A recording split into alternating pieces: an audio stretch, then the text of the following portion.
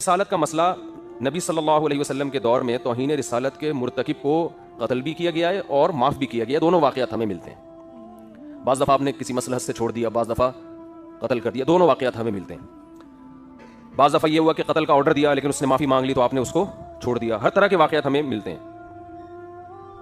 اور جذباتیت کو بہت زیادہ فروغ دیا جا رہا ہے. ہم تھوڑا پیچھے جاتے ہیں. جنید جمشید کے زبان سے ایک لفظ نکل گیا تھا, غلطی ہو گئی تھی, اس سے حضرت عائشہ کے بارے میں کچھ کلمات اس نے ایسے کہے جو میں سمجھتا ہوں غیر شرعی بھی نہیں تھے, نہ اس میں کوئی گستاخی کا پہلو تھا, لیکن اگر کوئی گستاخی نکالنا چاہتا تو نکال سکتا تھا. اس کے ساتھ جو حشر ہوا وہ ساری دنیا کے سامنے. میری اس وقت جنید جمشید سے ملاقات نہیں تھی, لیکن ان کے ریلیٹیو مجھ سے ملے تھے. انہوں نے بتایا تھا کہ جنید جمشید اتنی ٹینشن میں ہے کہ آپ کی سوچ ہوگی. تو ذرا سا میری امی عائشہ کے بارے میں کچھ ایسی بات ہو گئی جو یوں کہہ دیتا تو زیادہ اچھی تھی, یوں کہہ دینا تھوڑا سا نامناسب. زبان ہے انسان کی. وہ میں نے بیان بھی جنید جمشید کا سنا تھا, اس میں کہیں توہین کا, امی عائشہ کی توہین کا کوئی پہلو نہیں تھا, لیکن اس سے یہ نکالا گیا کہ اس نے امی عائشہ کی توہین کی ہے, پھر نبی کی بیوی کی توہین نبی کی توہین ہے, تو یہ گستاخ صحابیہ بھی ہے اور گستاخ رسول بھی ہے. اور جذباتی لوگوں نے ایئرپورٹ پہ اس کو مارا بھی, پیٹا بھی.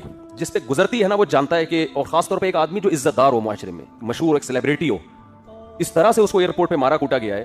جنید جمشید نے معافی کا اعلان کر دیا, مجھے کسی سے کوئی انتقام لینا نہیں ہے, میں نے پیغام پہنچوانے کی کوشش کی, پتہ نہیں وہ پیغام پہنچا نہیں پہنچا. بیان بھی کیا کہ معافی بنتی نہیں ہے, جن لوگوں نے مارا ان کے خلاف قانونی کارروائی ہونی چاہیے.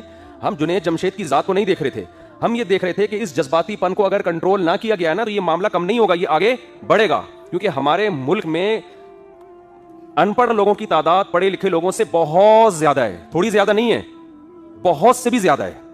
سینس لیس لوگ معذرت کے ساتھ زیادہ ہیں, سینس والے لوگ کم ہیں. مذہب پر عمل تو سوال ہی پیدا نہیں ہوتا نا. مذہب پر عمل تو جتنے لوگ کر رہے ہیں وہ تو آپ کو پتا ہے. مذہب کے نام پہ مارنا کوٹنا, مذہب کے نام پہ کسی کو ٹھوک دینا پکڑ کے, یہ جنت جانے کا بہترین راستہ ہے. یہ اس وقت بھی میں نے یہ بیان کیا تھا, اس وقت بھی میں نے دوست احباب کو کہا تھا کہ بھائی یہ چیز روکنے کی ضرورت ہے, لیکن افسوس کے ساتھ کہنا پڑتا ہے کہ شاید اس وقت اتنے بھرپور طریقے سے اس پہ آواز اٹھائی نہیں گئی. جنید جمشید کی شخصیت کو تو ہدف بنایا گیا کہ وہ اس کو غلط مارا ہے, اس فلسفے کی تردید نہیں ہوئی. بات آ رہی ہے سمجھ میں؟ بھائی ایک شخص کی ذات کو کیوں دیکھ رہے ہو؟ کل کسی اور کی زبان سے بھی الفاظ نکل سکتے ہیں ایسے. ڈاکٹر ذاکر نائک کی زبان سے ایک لفظ نکل گیا کہ نبی صلی اللہ علیہ وسلم کے بارے میں مردہ ہیں یا اس طرح کا کوئی لفظ, اس پہ جو ایشو کھڑا کیا.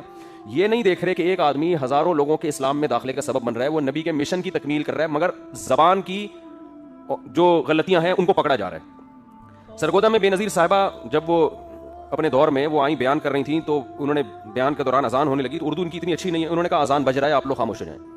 اس وقت میڈیا اتنا فاسٹ نہیں تھا. میں نے ساتھیوں سے کہا کہ اگر میڈیا اتنا فاسٹ ہوتا ہے نا جتنا آج ہے, تو بے نظیر صاحبہ کو بھی جذباتی لوگوں نے معاف نہیں کرنا تھا, یہ کہنا تھا کہ اذان کی توہین کی انہوں نے. سمجھنے بات کو. سرگودا میں مولانا حسین نیلوی رحمہ اللہ تعالیٰ بہت بڑے عالم تھے, کیونکہ میرا بچپن میں سرگودا میں بھی میں نے بہت ٹائم گزارا ہے. ہماری جب بھی اسکول کی چھٹیاں ہوتی تھیں جون جولائی کی, ہم سرگودا چلے جاتے. ہمارا ننیال تھا وہاں پہ, سیٹلائٹ ٹاؤن سرگودا, تو سنہری مسجد ہمارے نانا کے گھر کے قریب تھی, وہاں ہم اکثر نماز پڑھ لیا کرتے تھے جا کے. حضرت مولانا حسین نیلوی بڑے بزرگ آدمی تھے, ٹھیک ہے ان کے پاس اختلافات بھی ہیں, تفردات بھی ہیں ان کے, لیکن اوور آل بہت سلجھے ہوئے, بہت ہی میچور بزرگ تھے. انہوں نے کوئی کتاب لکھی, اس میں ایسا لفظ لکھ دیا, انسان لکھتا ہے لمبی لمبی کتابیں, اس لفظ کو بنیاد بنا کے ان کے خلاف عدالت میں کیس کیا گیا کہ انہوں نے حضرت حسین یا حضرت حسن ان کی توہین کی. حالانکہ وہ توہین بنتی نہیں تھی, لیکن کوئی کشید کرنا چاہتا نا اسے توہین, کوئی نکالنا چاہتا تو نکال بھی سکتا تھا. جج چونکہ وہ پہلے سے ہی, بعض دفعہ جج بھی اپنی وہ دشمنی نکال رہے ہوتے ہیں, اس نے اہل بیت کی توہین کا کیس بنا کے مولانا حسین نیلوی صاحب کو جیل میں بند کر دیا اور ان کا جنازہ جیل سے اٹھائے. اب آپ بتاؤ کس قدر بدبختی کی بات ہے. ایک آدمی جو ساری زندگی اہل بیت کا دفاع کرتا رہا, نبی کی حدیثوں کا دفاع کرتا رہا, اسلام کی ترویج کا ذریعہ بنا, انتہائی تھوڑی تنخواہ میں, دیوبند سے فارغ تھے وہ. ہمارے شیخ حضرت مفتی رشید احمد صاحب رحمہ اللہ تعالیٰ کے کلاس فیلو تھے, اور مفتی رشید احمد صاحب کہا کرتے تھے ان کے بارے میں, یہ شخص پیدائشی شریف معلوم ہوتا ہے, یعنی مزاج میں شرافت نہیں ہوتی, نرم خو نرم مزاج اور علم کے سمندر تھے وہ, فقی بصیرت ہر لحاظ سے, اور پرہیزگار. اتنی تھوڑی تنخواہ میں اتنے بڑے عالم نے ایک سرگودا کی ایک چھوٹی سی مسجد میں امامت کر رہے تھے, کوئی دنیا کی محبت نہیں. ذرا سے قلم کے کو بنیاد بنا کے اہل بیت کا گستاخ قرار دے کے ان کو کہاں لے گئے؟ جیل میں, اور جنازہ جیل سے اٹھا ان کا. تو میں جب 8ویں کلاس میں پڑھا کرتا تھا, کیونکہ میں تو یہ سب چیزیں بہت عرصے سے دیکھ رہا ہوں نا, اس وقت سے میں یہ کہہ رہا تھا کہ مذہبی حلقے کو بھرپور آواز اٹھانی چاہیے کہ اس مسئلے کو واضح کریں کہ قتل کرے گا کون. نمبر 2, گستاخی کی ڈیفینیشن کیا ہے؟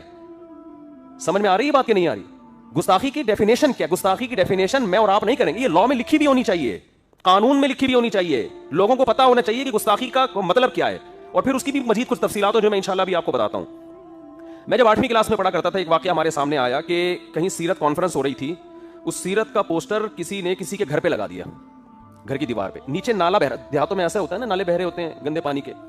یہ صاحب جب گھر سے باہر نکلے انہوں نے کہا یار یہ میرے گھر کے باہر پوسٹر کیوں لگا ہوا ہے, انہوں نے پوسٹر پھاڑ دیا, پوسٹر پہ نبی کا نام لکھا ہوا ہے, وہ کاغذ گر گیا نالی میں. اس بندے کی قطعاً نبی صلی اللہ علیہ وسلم کے نام مبارک نام مقدس کو نالی کی نظر کرنا نہیں تھا, وہ پوسٹ. رسالت کی سزا پاکستان میں کیا ہے؟ قتل ہے نا, تو جرم بڑا ہے, سزا بھی کیا ہے؟ بڑی ہے. تو اس کے لیے بھی قانون یہ ہونا چاہیے کہ ثبوت بھی اور شک و شبہ سے بالکل بالاتر, دو ٹوک اور واضح لفظوں میں توہین ہونی چاہیے جس کا کوئی دوسرا مطلب نہ بنتا ہو. اس میں زبان کا لڑکھڑا جانا اور کہہ کچھ رہا تھا نکل کچھ اور گیا, اگلے کو موقع دینا چاہیے کہ آپ کیا کہنا چاہتے ہیں.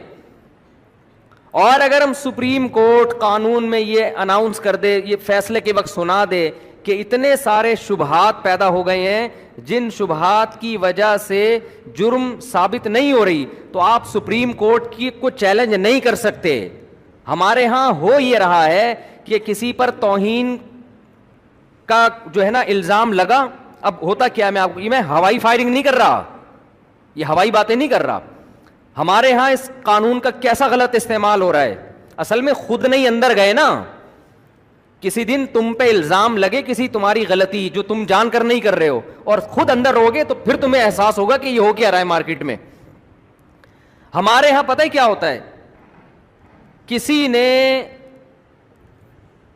کوئی پوسٹر پھاڑ دیا, اس بیچارے کو نہیں پتا تھا کہ اس پہ نبی صلی اللہ علیہ وسلم کا نام لکھا ہوا ہے, اس کی دیوار خراب کر دی آپ نے, پوسٹر لگا دیا, وہ پوسٹر پھاڑ دیا اس نے, وہ نیچے کہیں نالی میں گر گیا. آپ کو ویسے ہی انتقام لینے کا شوق تھا, کوئی مسئلہ چل رہا تھا آپ کا اس کے ساتھ, یا آپ نے اس کو, وہ غیر مسلم ہے, آپ نے اس کو ورغلایا, اس کو ٹارچر کیا, اس کے مذہب کو برا بلا کہا, اس کے بڑوں کو آپ نے برا بلا کہہ کے اتنا ٹارچر کیا کہ اس کی زبان سے بھی کوئی لفظ آپ کے خلاف یا اسلام کے خلاف نکل گیا. آپ نے فوراً بندوں کو جمع کیا, دیکھو یہ نبی کو ایسے کہہ رہا ہے, دیکھو اس نے قرآن کی توہین کی ہے, دیکھو اس نے یہ کیا ہے. لوگ یہ نہیں دیکھتے کہ اس نے کہا بھی ہے کہ نہیں, ہو سکتا ہے نہیں کیا اس نے. ایک لوگوں کا جم غفیر اکٹھا ہو جائے گا اور جائیں گے تھانے رپورٹ کرانے کے لیے. اتنے لوگ اس میں, آج ہر آدمی سمجھتا ہے آج مجھے عشق رسول کو ثابت کرنے کا اللہ نے موقع دیا ہے. چرسی بھی آپ کا ساتھ دیں گے, ہیروئن جی بھی آپ کے ساتھ ہوں گے, محلے کے بڑے بڑے غنڈے جن 20 بندوں کو قتل کر چکے تھے, آج تک کبھی انہوں نے کوئی سنت پوری نہیں کی ہوگی, لیکن ان کو بھی موقع ملے گا کہ آج ہمیں موقع ملا ہے ہم توہین رسالت کے مرتکب کو کیفر کردار تک پہنچائے. وہ اس کی تحقیق نہیں کرتے کہ حقیقت میں ایسا ہوا بھی ہے کہ نہیں ہوا. پھر آپ پہنچ جائیں گے تھانے, ایس ایچ او صاحب کو پتا ہے اگر میں نے ایف آئی آر نہیں کاٹی پورا ہجوم میری بوٹیاں کووں کو کھلائے گا. سمجھ رہے ہو نہیں آ رہی بات؟ میرا خیال ہے یہ قوم کا جذباتی پن ہے جو میں بتا رہا ہوں. نہیں سمجھ میں آ رہا نا تو کبھی آپ کے اوپر پڑے گی تو پتا چلے گا. پھر جناب ایف آئی آر بھی کٹے گی, تمہارا باپ بھی کاٹے گا ایف آئی آر. تو پھر جب عدالت میں مقدمہ چلے گا, جج کو پتا ہے اگر میں نے جیل نہیں کیا تو قوم مجھے, میری بوٹیاں کس کو کھلائے گی؟ کووں کو کھلائے گی. سمجھتے ہو؟ اور ادھر سے جو وکیل ہوگا نا, جو اس کی طرف سے وکیل ہے جس پر فرد جرم لگی ہے, اس کو پتا ہے کہ اگر میں نے اس کا زیادہ دفاع کیا تو میری بوٹیاں کس کو کھلائی جائیں گی؟ کووں کو. بتاؤ ایسے موقع پہ انصاف ملے گا کسی کو؟ نہیں, یہی بات سمجھ میں. پھر جب وہ کیس اس کے اوپر چلے گا, ہر جج پہنائے گا کہ یار یہ آگے کسی کو, پھر کیس چلتا ہے لمبا. پھر لوگ کہتے ہیں ہم تو پہلے ہی کہتے تھے حکومت قادیانیوں سے ملی ہوئی ہے, سیدھا سیدھا لٹکا کیوں نہیں رہی اس کو مجرم کو؟ ہم تو پہلے ہی کہتے تھے یہ حکومت یہودیوں کی ایجنٹ ہے. پھر اگر اوپر جا کے کسی جج نے اس کو, اتنے میں کیا ہوتا ہے کہ نیچے جو اس کے جس پہ فرد جرم عائد ہوئی ہے نا, اس کے رابطے ہو جاتے ہیں فرانس سے, امریکہ سے, لندن سے, کہ بھائی دیکھو میں اپنے ملک میں محفوظ نہیں ہوں. ان کا قانون ہے کہ اگر آپ اپنے ملک میں واقعی محفوظ نہیں ہیں, آپ ثابت کر دیں, آپ اسائلم داخل کریں, وہ آپ کو نیشنلٹی دے دیں گے. میں ہانگ کانگ ہو کر آیا ہوں, سینکڑوں نہیں ہزاروں پاکستانی ہیں جنہوں نے یہ کہا کہ ہم پہ حملہ ہوا, جھوٹے حملے کروا کے کیس داخل کر کے ہانگ کانگ کی نیشنلٹی لے لی. پڑے ہوئے وہاں پڑے ہزاروں ہیں, نیشنلٹی نہیں بھی ملتی تو وہ اسٹے کی اجازت دے دیتے ہیں آپ. تو اس بیس پر بھی پھر لوگ کہتے ہیں ہم تو پہلے ہی کہہ رہے تھے کہ غیر ملکی طاقتیں اس کے ساتھ ملی ہوئی ہیں, اور حکومت بھی غیر ملکی طاقتوں کے ساتھ ملی ہوئی ہے, یہ تو ہیں ہی سارے وہاں کے ایجنٹ. پھر اگر سپریم کورٹ بری کر دے اور قانون میں لکھ دے کہ جی اتنے پوائنٹ ہیں, اتنے شبہات ہیں جس کی وجہ سے ہم یقینی طور پہ نہیں کہہ سکتے کہ اس نے توہین کا ارتکاب کیا ہے, تو سپریم کورٹ کو گالیاں, وہ معین اختر کے ماموں جیسے گالیاں دیتے تھے نا. پروگرام دیکھیں آپ لوگ آج میرے مشورے پر, معین اختر اور انور مقصود کا پروگرام ہے, جس میں انور مقصود معین اختر سے پوچھ رہے ہیں آپ کے ماموں کیا کرتے ہیں. اس نے کہا گالیاں دیتے ہیں, نلکے میں پانی نہیں آتا, نلکے کو گالیاں. سمجھ رہے ہو, اتنی بجلی ہے نہیں, بل پورا آتا ہے, کس کو گالیاں, کہ ای ایس سی والوں کو گالیاں. مالک مکان کوئی سہولت دیتا نہیں, کرایہ لینے آ جاتا ہے, مالک مکان کو گالیاں. جب کرایہ نہیں دیتے تو پولیس کو بلاتے ہیں, پولیس کے ایسے ایسے پارٹس کو گالیاں کہ پولیس والے کہتے ہیں ہم نے یہ پارٹس کا نام کبھی سنا بھی نہیں ہے. صحیح ہے, تو وہی کام ہمارے ہاں عوام کر رہی ہوتی ہے.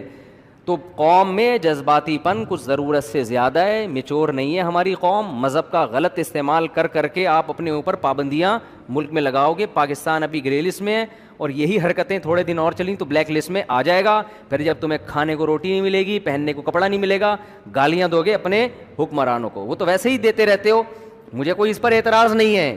ٹھیک, کچھ گالیاں تو صحیح بنتی ہیں, کچھ غلط بنتی ہیں. صحیح اور غلط میں فرق کیا کرو, سوچ سمجھ کے گالی دیا کرو کہ یہ والی گالی یہاں فٹ ہو بھی رہی ہے کہ نہیں ہو رہی ہے.